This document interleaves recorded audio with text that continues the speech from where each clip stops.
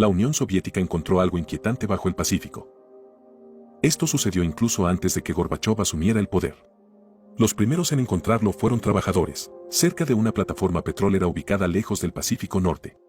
Mientras excavaban en el fondo del océano, descubrieron una trinchera muy inusual, llena de formaciones rocosas que ninguno de sus especialistas reconoció.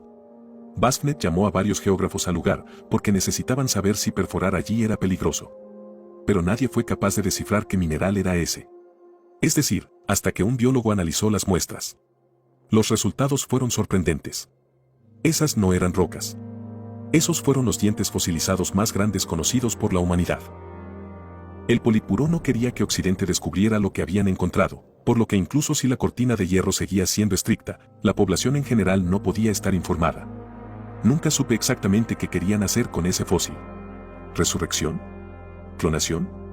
¿Intentando encontrar un virus antiguo para crear armas biológicas? ¿Anunciar al mundo que habían descubierto por sí mismos un superorganismo nunca antes visto?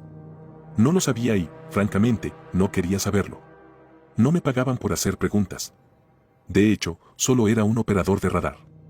La mayor parte de la información que he compartido hasta ahora fue adquirida a través de mis oídos. Como dije, al Politburó no le interesaba que mucha gente lo supiera.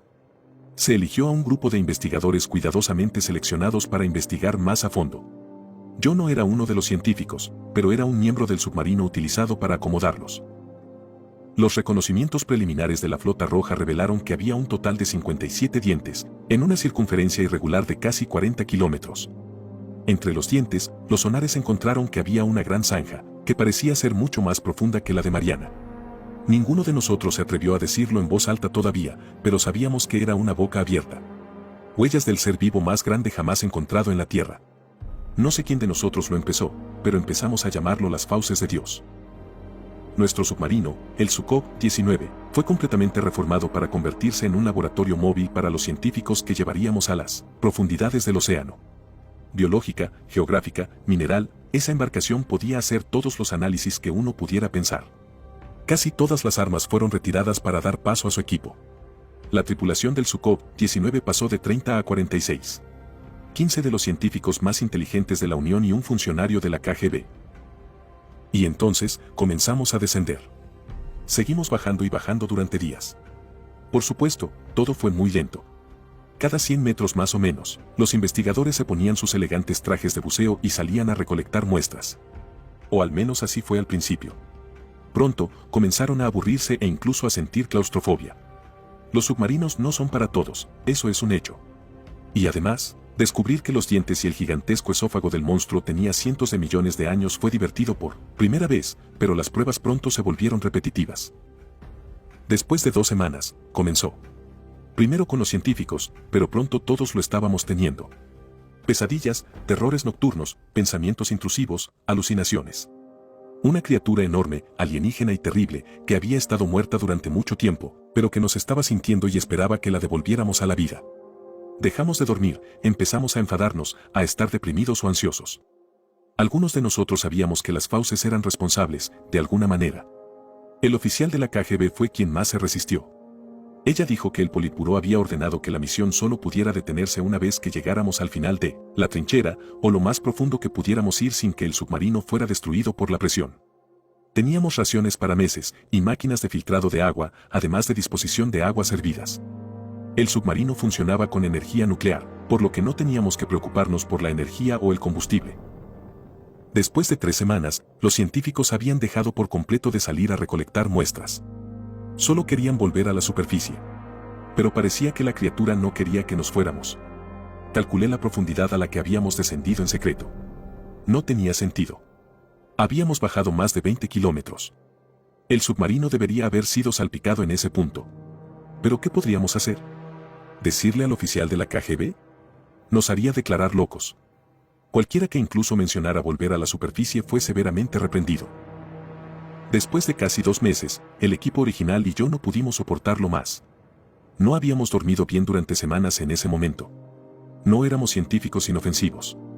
Ella podía tener la autoridad, pero éramos más numerosos. Irrumpimos en su cabaña durante la noche, pero ella estaba despierta y nos vio.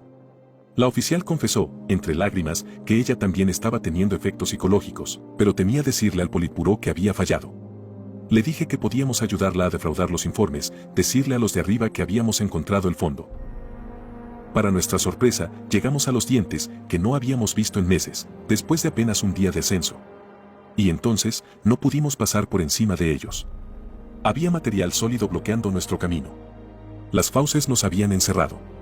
Afortunadamente, el Sukhoi-19 había descartado la mayoría de sus armas, pero no todas. Usamos un torpedo para salir volando de las fauces. El análisis de los materiales del submarino reveló que se habían visto comprometidos por un ácido, imposiblemente fuerte.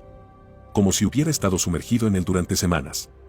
4 días más, y las paredes del Sukhoi-19 habrían dejado entrar el ácido y la presión.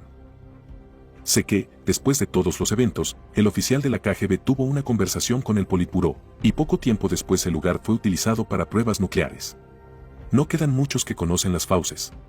Los sueños nunca se detuvieron.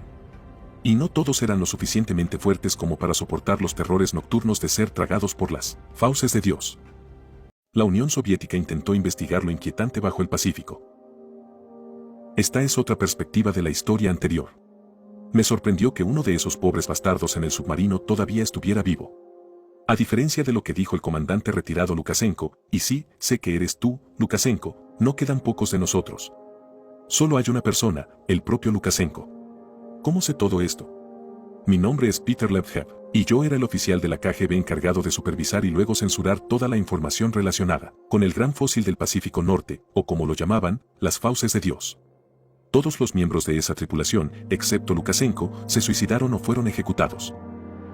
Si la Unión Soviética todavía existiera, simplemente mencionar todo esto sería suficiente para una década en Siberia, pero ahora las cosas han cambiado. Primero, estoy jubilado. En segundo lugar, ya ni siquiera vivo en Rusia. Todo el país se ha convertido en un estado mafioso masivo y me fui mientras aún podía.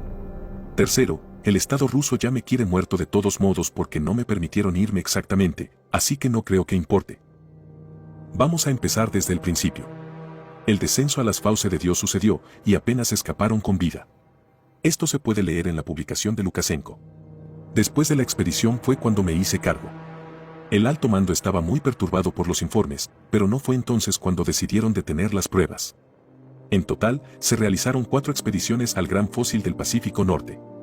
El primero, sobre el que ya escribió Lukashenko, y luego otros 3 encabezados por la Secretaría de Ciencias Alternativas, una oscura rama de la KGB encargada de investigar posibles fenómenos paranormales. La segunda y tercera expediciones tuvieron más éxito que la primera. Pudimos estimar la edad de la criatura en aproximadamente 2.000 millones de años.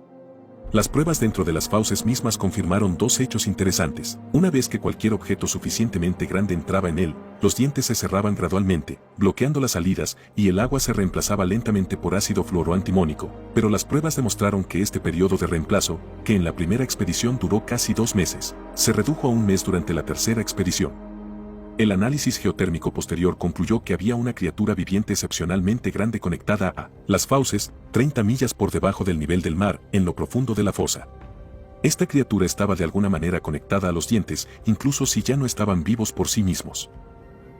Sin embargo, es discutible si los dientes no estaban realmente vivos. Esto se debe a una razón simple. El primer submarino pudo salir reventando uno de los dientes con un torpedo. La segunda expedición tuvo que utilizar 4 torpedos. El tercero usó alrededor de 20. Pero el cuarto submarino nunca pudo salir. ¿Entiendes a lo que me refiero? No solo los dientes fosilizados se fortalecieron de alguna manera, sino que los dientes destruidos fueron reemplazados por completo cuando entró una nueva expedición. El Politburó quedó fascinado con estos dientes. Si pudiéramos encontrar una manera de usarlos, de investigarlos, tendríamos los tanques más fuertes del mundo. Fortalezas que serían indestructibles. Ciudades a prueba de misiles. Y nuestros trenes nunca necesitarían mantenimiento porque su estructura volvería a crecer. Por eso, en octubre de 1983, 6 meses después de la primera expedición, se puso en marcha el proyecto MO. Para garantizar el secreto, toda la información relacionada con el proyecto se enviaba por helicóptero en cartas a un oficial de la KGB en Vladivostok, quien hacía resúmenes semanales y los enviaba a Moscú. Yo era este oficial. Project MO fue un proyecto ambicioso. La plataforma petrolera se transformaría en la puerta de entrada a una enorme estación submarina, donde se perforaría el suelo y se estudiarían los dientes y sus componentes, y si fuera posible, incluso se extraerían. Habría cerca de 1.000 trabajadores y 50 de los mejores científicos del mundo. El país. En retrospectiva, esta fue una idea muy tonta. El costo fue exorbitante, y los científicos fueron presionados para proporcionar resultados lo más rápido posible, causando muchos accidentes y arriesgándose a tomar medidas apresuradas e inseguras. Una apuesta del Politburó de que la ganancia sería tan grande que compensaría las gigantescas pérdidas. Bueno, al final, toda esta operación terminó siendo un pequeño factor en el colapso de la Unión Soviética debido a las pérdidas masivas. Algunos incluso lo llamaron Chernóbil del Este. Al principio, todo era bastante aburrido. Cada 2 días, el director Pushkin me enviaba una nueva carta. Camarada Lebedev, ayer se terminó una nueva sección del túnel submarino, camarada Lebedev. Hemos extraído nuevas muestras de los dientes 15, camarada Lebedev. Las operaciones de perforación han comenzado en el sector que sea. Sí, todo fue terrible, terriblemente aburrido durante los primeros meses. Lo único malo era que los trabajadores y científicos estaban reportando pesadillas, pero ese efecto secundario ya se sabía y creíamos que era derivado del aislamiento. Si tan solo se quedara lo único malo. Fue en el día 19 de febrero de 1984 cuando las cosas cambiaron. El piloto del helicóptero que cada 2 días iba allí con provisiones y sacaba las cartas me dijo que la última vez que estuvo allí, todo el complejo aparentemente estaba abandonado. Al día siguiente fui personalmente con un helicóptero militar a verificar lo que estaba pasando. Esperaba que todos estuvieran en los túneles submarinos cuando llegó el piloto, pero en mi mente sabía que algo andaba muy mal. Al llegar confirmé lo dicho por el piloto. La totalidad de la antigua plataforma petrolera estaba vacía, como si todos hubieran sido evacuados de repente. Cuando usamos el ascensor para ir al puesto submarino, nos esperaba una escena violenta. En el corredor principal había cientos de cuerpos, algunos de ellos en avanzada descomposición. Como si hubieran estado muertos durante semanas. Caminando entre los cuerpos, había personas desnudas, cubiertas de corales, algas y sangre. El director Pushkin estaba en medio de esta locura, usando un taladro para perforar los ojos de un trabajador al azar, que estaba siendo retenido por otros 2 hombres cubiertos de algas. No perdí el tiempo tratando de entender lo que pasó. Inmediatamente ordené a mis hombres que dispararan a todos los que se movieran. Luego corrimos de regreso al elevador y tan pronto como salimos de la antigua plataforma petrolera, disparé personalmente a los cables. Lo siguiente, entré en la oficina del director y tomé su computadora. Después de eso, nos fuimos lo más rápido posible, y usamos las armas del helicóptero para bombardear la antigua plataforma petrolera hasta que colapsó en el océano. Mientras caía, pudimos escuchar, incluso con las explosiones y los fuertes ruidos del helicóptero, un gruñido gigantesco proveniente de las profundidades del mar. Tan pronto como regresé a Vladivostok encendí la computadora del director. Había videos de las cámaras de seguridad. Estos corales y algas habían estado creciendo en las personas que trabajaban allí durante semanas. No había una sola cita médica registrada para verificar lo que les estaba pasando a todos. Más del 90% de todos los que estaban allí tenían estas cosas de la vida marítima en todo el cuerpo. Las únicas personas que no lo hicieron fueron aquellas que solo se quedaron en la antigua plataforma petrolera, y rara vez, si es que alguna vez, fueron a los túneles submarinos. Pero no fue solo eso. Durante semanas habían estado matando gente con taladros y picos, y luego caminando sobre los cuerpos, como si nada. Como si no se dieran cuenta de lo que estaba pasando. Nadie miró siquiera los cuerpos, como si fueran invisibles. Estos asesinatos ocurrieron al azar. En un momento estaban trabajando juntos, luego perforaban el cerebro de alguien y luego volvían a trabajar como si nada hubiera pasado. Pero lo peor de todo no eran los humanos. Eran los demonios con forma de coral que deambulaban por los pasillos de las secciones submarinas, a veces a plena vista, y nadie los notaba.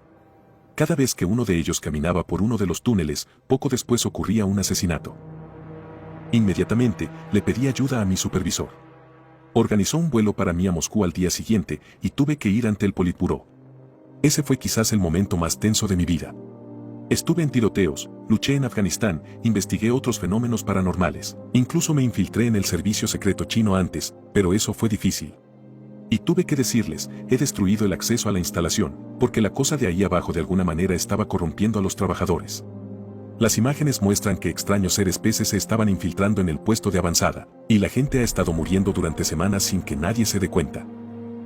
El secretario general Chernenko, que había sido llevado del hospital a la reunión y estaba furioso, me dijo, estás diciendo que destruiste la entrada a un centro de investigación que nos costó miles de millones de rublos, porque los peces demonio estaban matando a todos. ¿Y que nadie se dio cuenta? Por suerte, había traído la computadora del director y les mostré todo. El Politburó estaba tan horrorizado como yo cuando vi las imágenes por primera vez. Chernenko luego dijo algo como, si esto se filtra, la población ya no confiará en nosotros. Incluso si el director Pusinkin no te dijo lo que realmente estaba pasando, era tu deber mantenernos informados si fallaste. Escúcheme, agente Levhev, y escúcheme muy bien. Eliminarás cada rastro, cada documento, todo lo que pueda decir que sucedió la operación Fauces. Perdí la cuenta de cuántos papeles quemé, cuántas computadoras desmantelé, cuántas personas soborné. Cuánta gente he silenciado. Y no voy a mentir. Esta fue la parte más fácil.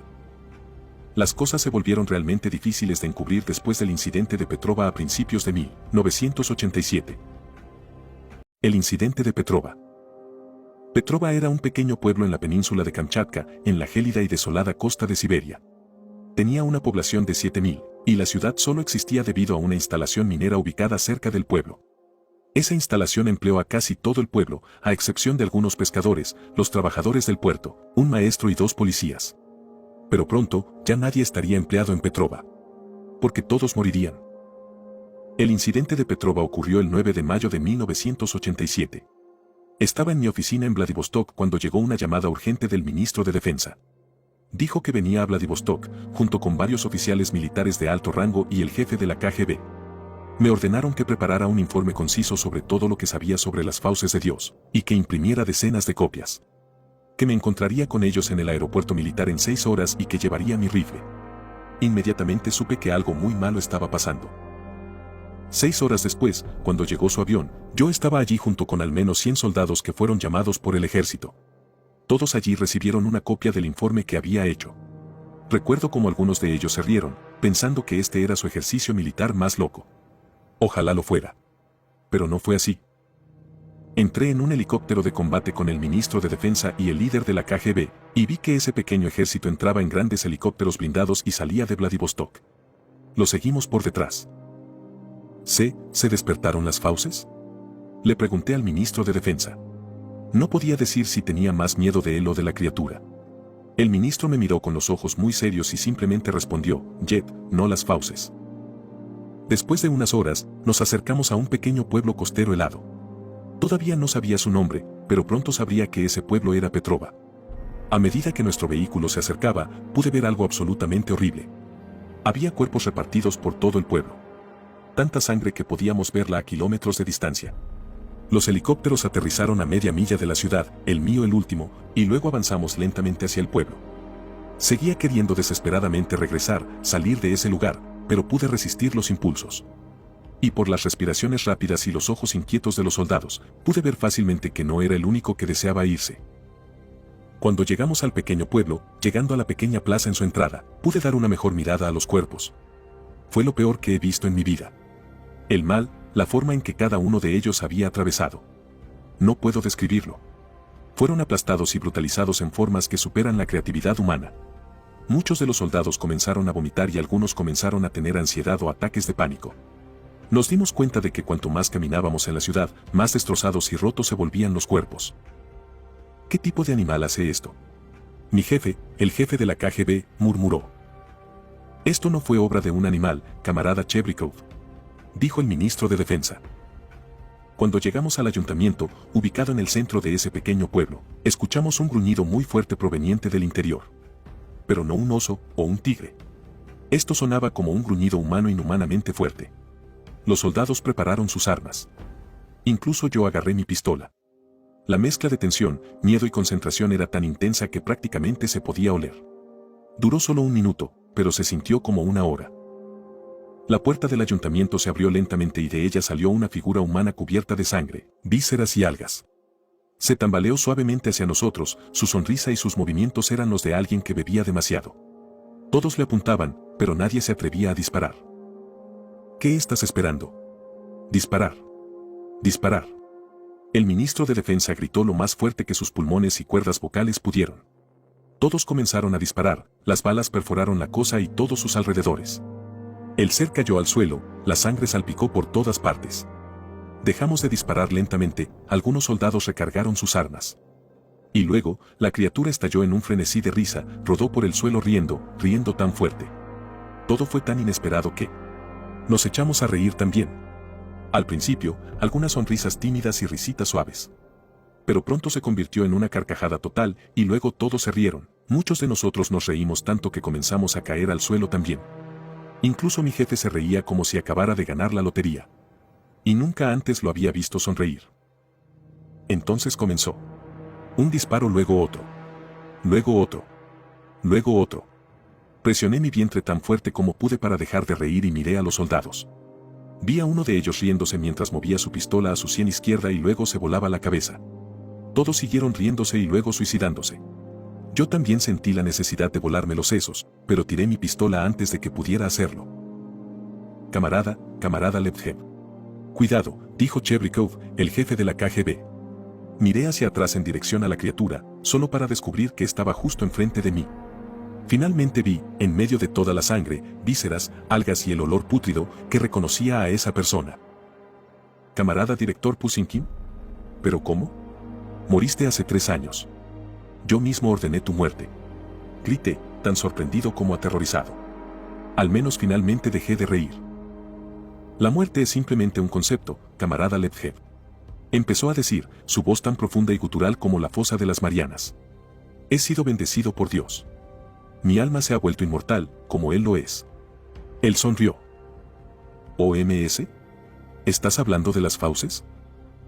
¿De verdad crees que las fauces son todo lo que son? Esa es simplemente una de sus partes. Esa boca no es nada comparada con su tamaño y magnificencia. Fueron enterrados hace mucho tiempo, cuando la humanidad no era más que un susurro, pero ahora los tenemos despiertos. Dijo el director, levantando los brazos por encima de la cabeza, como si estuviera rezando. Cuando hizo eso, todos los soldados comenzaron a dispararse de nuevo. Entonces escuché un helicóptero que se alejaba. Miré hacia atrás. El ministro de Defensa y mi jefe se habían ido. Me habían dejado con esa cosa. Estaba seguro de que estaba a punto de morir en ese momento. Camarada Lephev, parece que ahora estás solo.